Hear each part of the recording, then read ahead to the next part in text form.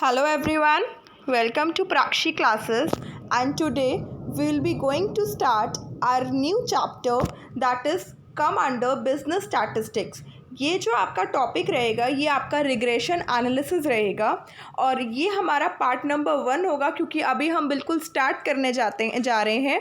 मैं आपको बिल्कुल बेसिक पॉइंट से समझाऊंगी कि रिग्रेशन एनालिसिस होता क्या है, कि क्यों हम रिग्रेशन पढ़ते हैं। उसके बाद हम रिग्रेशन के इक्वेशन सीखेंगे, फिर हम प्रैक्टिकल क्वेश्चंस करेंगे, स्टेप बाय स्टेप हम मूवमेंट करेंगे, ठीक है, इस पूरे चैप्टर में। एंड मैं आपसे प्रॉमिस करती हूँ कि स्टेप बाय स्टेप अगर आप वीडियोस देख रहे हैं तो आपको पूरा चैप्टर मेरे पॉइंट ऑफ व्यू से पूरा अच्छे से समझा पाऊंगी मैं और आपको समझ भी आएगा, आई प्रॉमिस यू। बट उस प्रॉमिस को निभाने के लिए आपको मुझे एक प्रॉमिस करना होगा कि आप वीडियोस को पूरा देखेंगे और पार्ट वाइज ही देखेंगे, ठीक है। This course is beneficial both for BCom programme as well as BCom honours students and the students who are preparing for the NTA NET और JRF in the commerce subject, ठीक है, क्योंकि उसमें भी हम रिग्रेशन एनालिसिस का main chapter रहता है हमारा। ओके, सो पार्ट नंबर 1 में अभी हम रिग्रेशन एनालिसिस के बारे में सीखेंगे कि रिग्रेशन एनालिसिस होता क्या है और रिग्रेशन लाइंस के बारे में पढ़ेंगे, ठीक है। पार्ट नंबर 2 में फिर हम आगे समझेंगे रिग्रेशन इक्वेशंस कैसे बनाई जाती हैं और फॉर्मूले सीखेंगे, ठीक है। चलिए स्टार्ट करते हैं अपने इस लेसन के साथ। Regression analysis Regression analysis attempts to establish the nature of relationship between variables। बेटा जब हम रिग्रेशन एनालिसिस की बात करते हैं तो बेसिकली हम दो वेरिएबल्स की बात करते हैं। एक हमारे पास होता है डिपेंडेंट वेरिएबल और एक हमारे पास होता है इंडिपेंडेंट वेरिएबल, ठीक है। हम दो वेरिएबल्स की बात करते हैं जब हम रिग्रेशन एनालिसिस के बारे में बात कर रहे हैं। देयर आर 3 वेरिएबल्स और there are more variables also. There are 3 types of regression. एक होता है हमारे पास सिंपल रिग्रेशन एनालिसिस, एक हमारे पास होता है पार्शियल रिग्रेशन एनालिसिस और एक हमारे पास होता है मल्टीपल रिग्रेशन एनालिसिस। अगर मैं सिंपल रिग्रेशन एनालिसिस की बात कर रही हूँ, सिंपल रिग्रेशन एनालिसिस की बात कर रही हूँ तो उसमें हम सिर्फ दो वेरिएबल्स ही पढ़ेंगे, डिपेंडेंट और इंडिपेंडेंट वेरिएबल के बीच में कैसा रिलेशनशिप होता है ये बताता है रिग्रेशन एनालिसिस सिंपल वाला। फिर हमारे पास होता है पार्शियल रिग्रेशन एनालिसिस। बेटा पार्शियल रिग्रेशन एनालिसिस में क्या हो जाएगा, आपके पास 3 वेरिएबल्स होंगे बट बेसिकली हम 2 वेरिएबल्स की रिलेशनशिप को पढ़ेंगे और मल्टीपल रिग्रेशन में बहुत सारे वेरिएबल्स होंगे, ठीक है। बट जो हमारे पेपर में एग्जाम पॉइंट ऑफ व्यू से इंपॉर्टेंट है, अभी बीकॉम लेवल्स के लिए जो इंपॉर्टेंट है वो आपका सिर्फ सिंपल रिग्रेशन एनालिसिस है। दैट मीन्स हमें सिर्फ इंडिपेंडेंट और डिपेंडेंट वेरिएबल में कैसा रिलेशनशिप है दोनों वेरिएबल्स के बीच में, यही सब पढ़ना है सिंपल रिग्रेशन एनालिसिस में, राइट। ओके, अब 2 वर्ड्स अगर आपने सुने होंगे तो 2 वर्ड्स होते हैं, एक होता है कोरिलेशन और एक होता है रिग्रेशन। कोरिलेशन बेसिकली ये बताता है कि 2 वेरिएबल्स कैसे एक दूसरे के साथ कोरिलेटेड है। फॉर एग्जांपल अगर मैं बोलूँ प्राइस और demand, price and demand both are correlated, क्योंकि हमें पता है कि अगर किसी भी प्रोडक्ट का प्राइस महंगा हुआ तो उसकी डिमांड क्या हो जाएगी, कम हो जाएगी। पर अगर किसी भी प्रोडक्ट का प्राइस कम हुआ, जैसे अगर डिस्काउंट मिल रहा है, प्राइस कम है, सस्ते में सेल जब लगती है तो हम डिमांड ज़्यादा करते हैं क्योंकि प्राइस कम पे मिल रहा है हमें। That means there exist a relationship between price and demand, कि प्राइस के चेंज होने से डिमांड में चेंज आएगा ही आएगा। तो वहाँ पे हम बोलेंगे there exist a relationship, there exist a functional relationship between price and demand. That means they both variables are correlated, right. ये कोरिलेशन था। बट रिग्रेशन क्यों डिफरेंट है, रिग्रेशन में भी आप नेचर ऑफ रिलेशनशिप ही पढ़ते हो कि दो वेरिएबल्स के बीच में एक रिलेशनशिप एग्जिस्ट करता है, बट यहाँ पे जो रिलेशनशिप को डिफाइन किया जाता है वो अलग मैनर में डिफाइन किया जाता है। बात समझ आ रही है? अभी मैं बताती हूँ ये अलग मैनर में कैसे डिफाइन किया जाता है। देखो, a mathematical equation that allows to predict value of one variable from the known value of one or more variable is called regression equation। regression analysis में आप एक regression equation पढ़ते हो, उस equation को यूज़ करके आपके पास 2 variables होते हैं x and y। आप known variable की value को यूज़ करके unknown variable की value को predict करते हो। उस इक्वेशन को यूज़ करके जो इक्वेशन क्या कहलाती है आपकी regression equation. That means regression analysis का मतलब क्या है, रिग्रेशन एनालिसिस का वो मतलब है कि 2 वेरिएबल्स के बीच में रिलेशनशिप तो एग्जिस्ट कर रहा है, बट वो रिलेशनशिप कैसे डिफाइन हो रहा है कि एक वेरिएबल की वैल्यू नोन है और उस नोन वेरिएबल की वैल्यू को यूज़ करके हम दूसरे वेरिएबल की अननोन वैल्यू को ढूंढ रहे हैं। फॉर एग्जाम्पल अगर मैंने बोला कि sales and advertisements are correlated, that means there exist a relationship. अगर आप अपनी सेल्स को बढ़ाना है आपको, दैट मीन्स आपको एड ज़्यादा देनी है। जब तक आपके कस्टमर्स को पता ही नहीं होगा कि आप इस ब्रांड के प्रोडक्ट को बेच रहे हो, तब तक आप कैसे अपने प्रोडक्ट को सेल कर पाओगे। फॉर एग्जाम्पल अगर मैं रियल लाइफ सिचुएशन बताऊँ, जैसे अभी मैंने यूट्यूब चैनल ये ओपन करा, ठीक है। जब तक मैं स्टूडेंट्स को बताऊंगी ही नहीं कि मैं यूट्यूब चैनल प्राक्षी क्लासेस के थ्रू आपको वीडियोस प्रोवाइड कर रही हूँ, तब तक क्या लोग मेरी वीडियोस देखेंगे? नहीं। दैट मीन्स जब तक मैं एड्स, जब तक मैं प्रमोशन नहीं करूँगी मेरा प्रोडक्ट, मेरी क्लासेस, मेरी वीडियोस, तब तक कोई नहीं देखेगा। That means there is a connection. That means advertisement और सेल्स का एक कनेक्शन होता है, राइट। तो they both are variables correlated. यहाँ तक तो हमें पता चल गया, पर अब हमें ये जानना है कि दो वेरिएबल्स के बीच में रिग्रेशन कैसे आएगा। तो देखो, एक प्रोड्यूसर है, प्रोड्यूसर अगर यही सब चीज़ें ध्यान में रखेगा कि कितनी सेल्स करनी है, कितनी एडवर्टीजमेंट करनी है, वो और चीज़ों को नहीं देख पाएगा। तो वो एक कंपनी को अपॉइंट करता है कि आप ये बताओ कि अगर मुझे इस साल 2020 में, पूरे 2020 में मुझे 10 लाख रुपए की सेल्स चाहिए, तो मुझे कितना अमाउंट खर्चा करना पड़ेगा एडवर्टीजमेंट पे। दैट मीन्स उसको सेल्स की वैल्यू नोन है, राइट। सेल्स की वैल्यू मुझे पता है कि मुझे कितनी सेल्स चाहिए बेटा, मुझे चाहिए 10 लाख रुपए की सेल्स। इस नोन वैल्यू को यूज़ करके आप किसकी वैल्यू को प्रिडिक्ट करना चाह रहे हैं? एडवर्टीजमेंट, कि अगर मुझे 10 लाख रुपए की सेल्स चाहिए तो मुझे कितने अमाउंट खर्चा करना पड़ेगा एड्स पे, ये बताइए।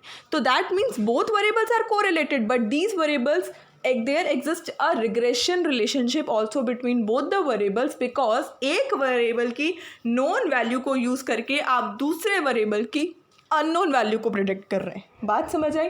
या इसको आप ऐसे भी समझ सकते हैं कि अगर मैं रेडी हूँ सिर्फ 4 लाख रुपए की एडवर्टीजमेंट करने के लिए, तो 4 लाख रुपए की जो एड्स मैं दूंगी टीवी पे, उससे कितने सेल्स अमाउंट प्रमोट होगा, उससे कितना आपको लगता है कि कस्टमर्स से प्रोडक्ट खरीदने आएंगे मेरा। ये एस्टिमेशन लगाई जाती है, प्रिडिक्शन की जाती है कि अगर हम 4 लाख रुपए खर्च करेंगे इस साल पूरे एड्स पे, तो आप लोगों को क्या लगता है कि कितने कस्टमर्स बढ़ेंगे मेरे प्रोडक्ट को खरीदने के लिए। तो एक वेरिएबल की नोन वैल्यू, पता होने वाली वैल्यू को यूज़ करके आप दूसरे वेरिएबल की अननोन वैल्यू को प्रिडिक्ट करते हैं। That means there exist a relation between both the variables in the form of regression. और यहाँ पे जो ये वैल्यू को पता करना, प्रिडिक्शन करते हो जो आप, वो कैसे प्रिडिक्ट की जाती है? According to the regression equation.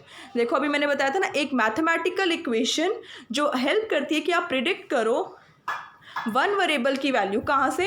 Known value of the other variable. एक वेरिएबल की नोन वैल्यू को यूज़ करके आप दूसरे वेरिएबल की अननोन वैल्यू को प्रिडिक्ट करते हैं by using a mathematical equation, and that equation is known as regression equation. Clear हुआ पॉइंट? ओके। अब आगे देखो, variable whose value is to be predicted is called dependent variable. जिस variable की value आपको प्रिडिक्ट करनी होती है वो वेरिएबल क्या कहलाता है? वो वेरिएबल आपका डिपेंडेंट वेरिएबल कहलाता है। जिसकी वैल्यू आपको नहीं पता होती है, जिसकी वैल्यू आप प्रिडिक्ट करते हैं, उस वेरिएबल को आप क्या बोलेंगे? Dependent variable, right. ओके, आगे बढ़ते हैं। Variable whose value is used to predict the value of dependent variable are called independent variable. अब इंडिपेंडेंट वेरिएबल क्या होंगे? वो वेरिएबल जिसकी वैल्यू हमें नोन है और उसकी नोन वैल्यू को यूज़ करके आप प्रिडिक्ट कर रहे हैं किसकी? डिपेंडेंट वेरिएबल की वैल्यू को, जिस वेरिएबल की वैल्यू हमें नहीं पता। तो वो वेरिएबल क्या कहलाएगा? Independent variable. मैं ऑलरेडी बोल चुकी हूँ कि आपके एग्जाम पॉइंट ऑफ व्यू से हमें सिंपल रिग्रेशन एनालिसिस ही पढ़ना है, और सिंपल रिग्रेशन एनालिसिस में हम सिर्फ दो वेरिएबल पढ़ते हैं, that is X and Y, that is dependent variable and independent variable. Dependent variable कौन होगा? जिस वेरिएबल की वैल्यू को आपको प्रिडिक्ट करना है, ठीक है। और इंडिपेंडेंट वेरिएबल क्या होगा? जिस वेरिएबल की वैल्यू आपको नोन है और उस नोन वैल्यू को यूज़ करके आप प्रिडिक्ट कर रहे हैं किसकी? डिपेंडेंट वेरिएबल की वैल्यू को, और उसको क्या बोलेंगे आप? Independent variable. यहाँ तक क्लियर? डन?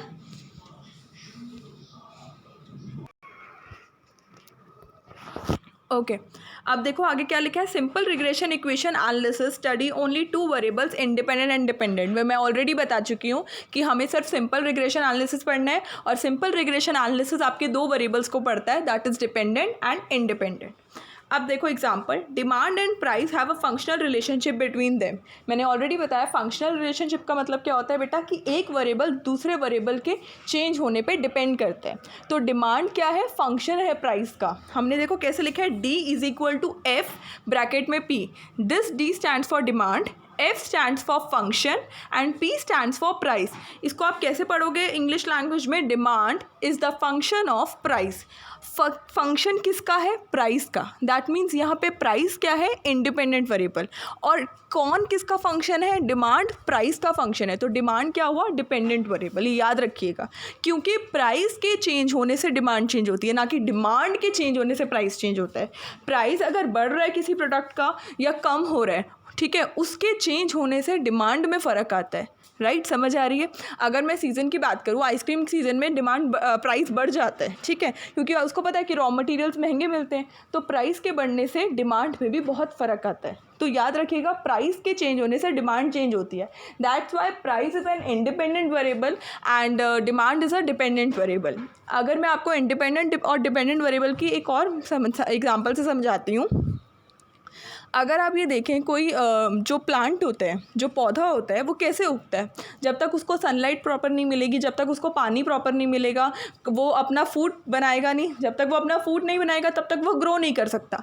इसका मतलब है किसी भी प्लांट की ग्रोथ जो होती है वो डिपेंड करती है उसको जो मिल रहा है, दैट इज़ सनलाइट, वाटर, जो भी चीज़ें उसको मिल रही हैं।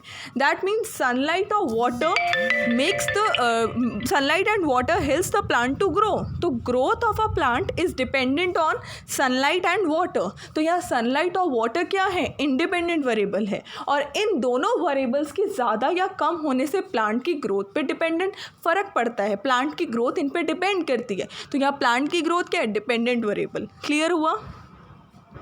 और डिमांड और प्राइस में हमेशा याद रखिएगा फंक्शनल रिलेशनशिप एग्जिस्ट करता है, और डिमांड किसका फंक्शन होती है, प्राइस का। Clear, okay. अब आगे देखें, वही बताया, demand is a function of price, ठीक है। डिमांड क्या होगा हमारा, डिपेंडेंट वेरिएबल, ठीक है, और हमारा ये क्या होगा, प्राइस क्या होगा हमारा, इंडिपेंडेंट वेरिएबल। क्लियर हुआ, ठीक है।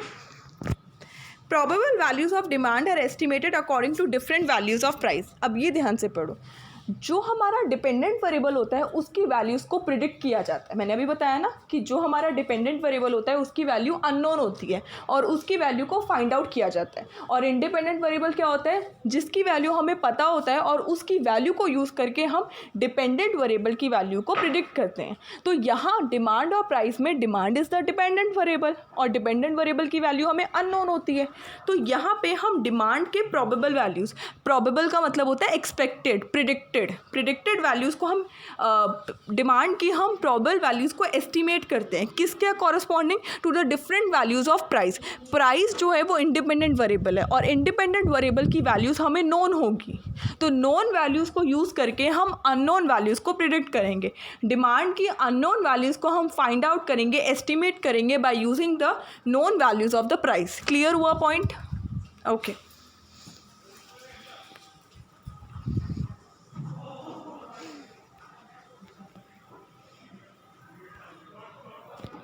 अब आता है next topic is regression lines. Regression lines क्या होती हैं, regression line shows average relationship between two variables. This regression line is known as line of best fit.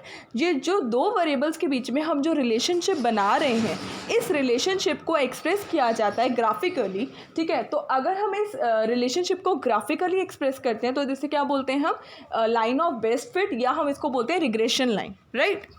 On the basis of regression line, we predict the value of dependent variable on the basis of given value of independent variable। और regression line की help से हम dependent variable की value को predict करते हैं with the given value of independent variable। Independent variable की value हमें गिवन होती है और गिवन वैल्यू को यूज़ करके हम अननोन वैल्यू जो डिपेंडेंट वेरिएबल की होती है उसको प्रिडिक्ट करते हैं। किसके थ्रू, रिग्रेशन लाइन के थ्रू। रिग्रेशन लाइन के थ्रू पहले आपकी रिग्रेशन इक्वेशन बनेगी और उस रिग्रेशन इक्वेशन में हम इंडिपेंडेंट वेरिएबल की गिवन वैल्यू को प्रिडिक्ट डालेंगे और अननोन वैल्यू को प्रिडिक्ट कर लेंगे। क्लियर हुआ पॉइंट, ओके। अब आगे देखते हैं। On the basis of regression line, we predict the value of dependent variable on the basis of the given value of independent variable. वही बता दिया कि रिग्रेशन लाइन के थ्रू हम क्या प्रिडिक्ट करते हैं, डिपेंडेंट वेरिएबल की वैल्यू को by the given with the given value of independent variable, right. अब there are two types of regression line. एक होती है regression line of X on Y, ठीक है, और एक हमारी रिग्रेशन लाइन होगी वाई ऑन एक्स। अगर हमारी regression line x on y है, that means x is dependent on y। x on y का मतलब क्या होता है, x is dependent on y। और अगर हमारी regression line y on x है, that means y is dependent on x। अगर x ऑन y है तो x is dependent on y, and y on x है तो y is dependent on x, right. अब इसका मतलब समझो, it gives best estimate for value of x for any given value of y।